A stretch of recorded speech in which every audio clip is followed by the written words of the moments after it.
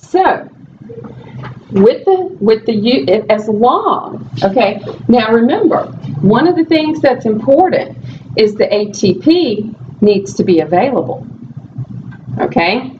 Now, if ATP is present, we're going to find that these myosin heads, they can do this number.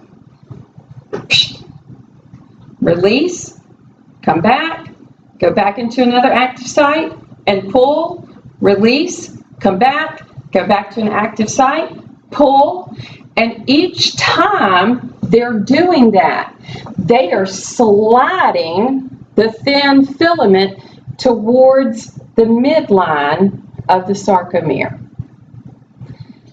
and therefore shortening the sarcomere, and therefore muscle contraction.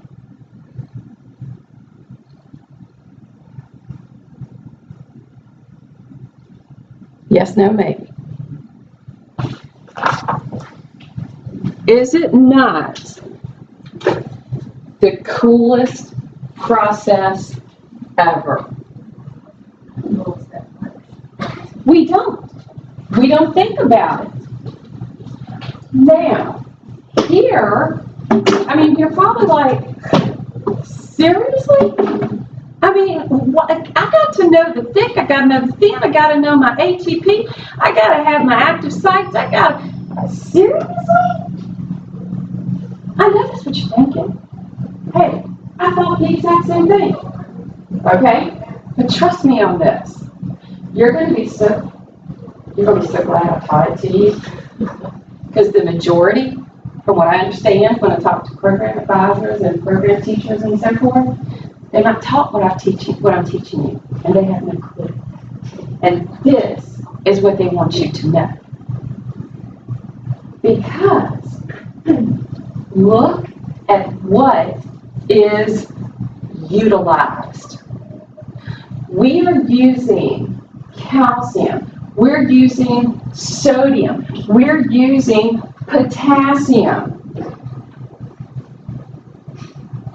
What are 3 things that when somebody shows up with being sick, that they're going to put as requested on a lab to be drawn? What are they going to request? They're going to request a sodium level, they're going to request a potassium level, they're going to request a calcium level. And if that person has come in with, say, trouble breathing, or maybe a rapid heartbeat or slowed heartbeat, or maybe they've got some muscle pain or some muscle contraction, why are they asking for calcium, sodium, and potassium? Because all 3 are major players, not just in the muscle as we're looking at it right now, but in the nerve transmission. You're going to be so glad that I beat this dead horse. It's kind of crazy because I know when I was a doctor, or my mom was a doctor, I don't remember them ever asking about calcium, like calcium levels or checking calcium levels. I know like potassium and everything, and they check like blood and pressure and everything. But I don't remember them asking about calcium.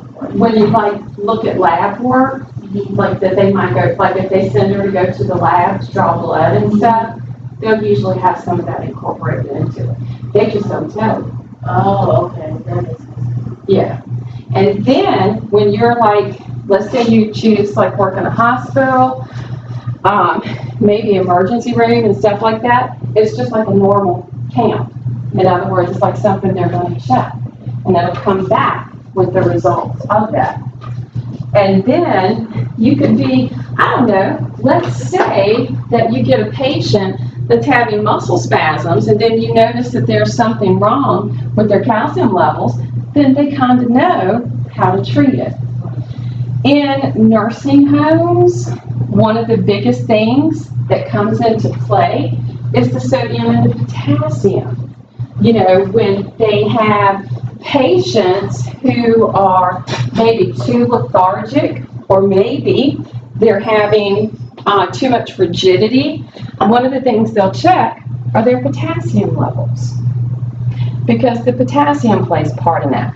People who come in with heart problems, okay, maybe it could be heartbeat too fast, heartbeat too slow, or maybe there's some other issues that are showing up with it. They'll check the potassium levels, for example.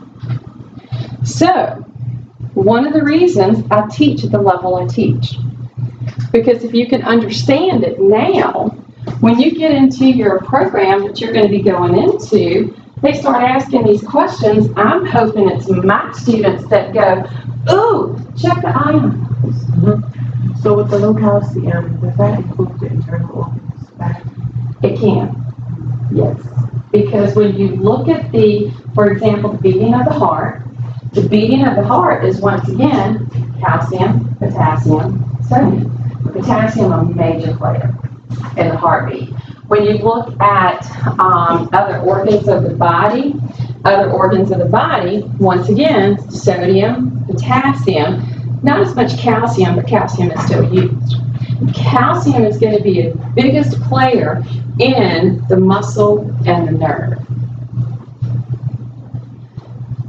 So, if we look at what's taking place, where we're going to have this sarcomere, this thick filament, thin filament, if we could kind of break it down, I know it's not very large, okay, but it was the best picture I could find, okay?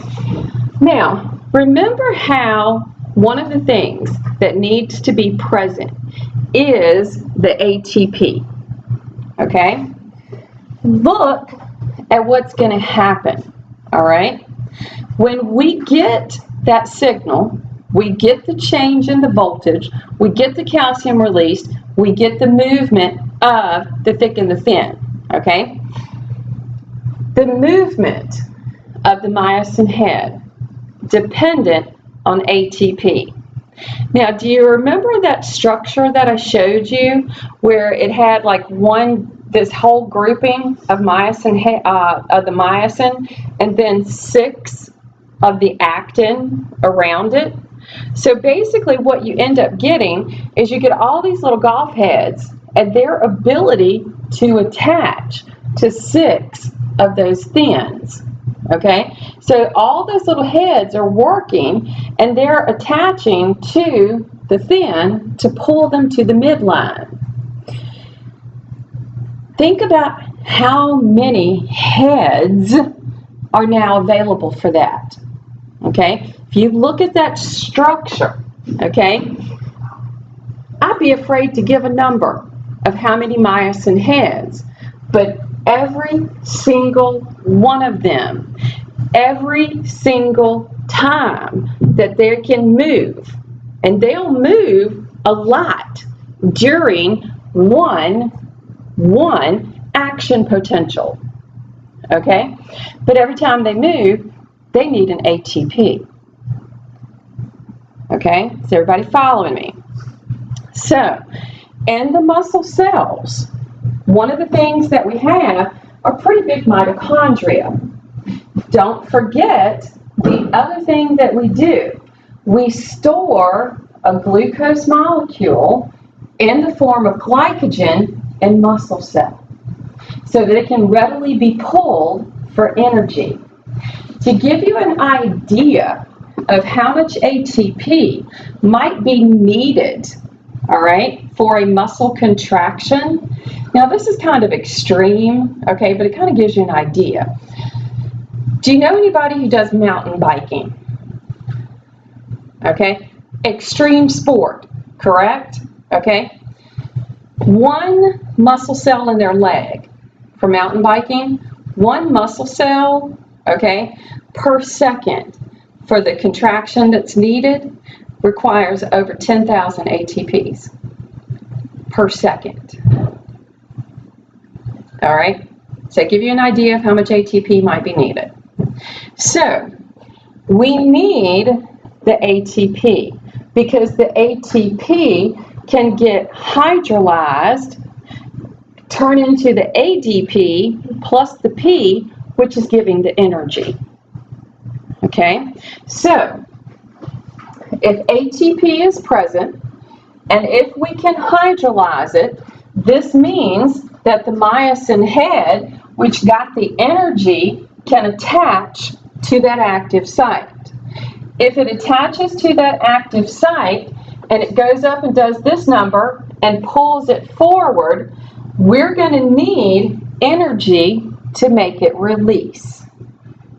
So once it attaches, a full ATP, the triphosphate needs to come in and attach to that head, give it some energy, and make it release. Does that make sense?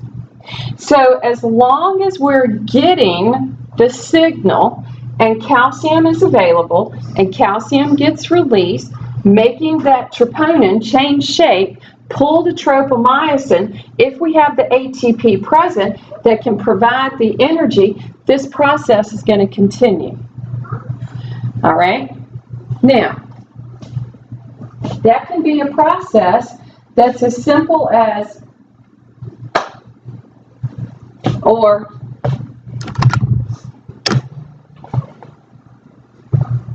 that wasn't a lot, right? That was just a little bit of a coordinated movement that I voluntarily made, all right? But it could be as huge as that mountain biker riding the bike, all right? So that ATP, as long as we've got that energy present, we can get this process. If the signal is coming, calcium's getting released, and all the stuff is in place. Now, if anything goes wrong, that means that it's going to have some type of an effect on what's going to take place in that muscle contraction. And that could be a myriad of things that could happen. What's like a knot in a muscle? You know, how you get Like the Charlie horse? Or, yeah, or like just like you get like a knot in your muscle and you have to like rub it out. Like what is? Oh, like the knot. Usually what that is from is you have, like, once again, you've done some type of physical activity that has used that muscle, and it has, we get energy in two ways. We either do aerobic respiration or anaerobic. When you do something that is very physical, I'm guessing like lift weights, stuff like that, okay? You're using those muscles at a pretty constant rate, okay? And the way that they're going to have to get energy is without oxygen. So it's going to be anaerobic. And the knot can usually come about from the buildup of the lactic acid. And usually, if the person knows what they're doing, that's the big thing right there. If they can get in and make the right pushes on that muscle, they can squeeze out that lactic acid and usually make that muscle release and relax, which is what a good massage therapist is going to do. You know, people who, I don't know, play major sports, you know, one of the things that they probably get a whole lot of are massages. And the people know how to go in and get those muscles to release, because that's the biggest thing you want them to do. And therefore, what they're going to be, you know, is they'll be getting that built up lactic acid out of those muscles. Get it into the bloodstream, drink a lot of water, okay, and hopefully urinate it out. That's hopefully the goal.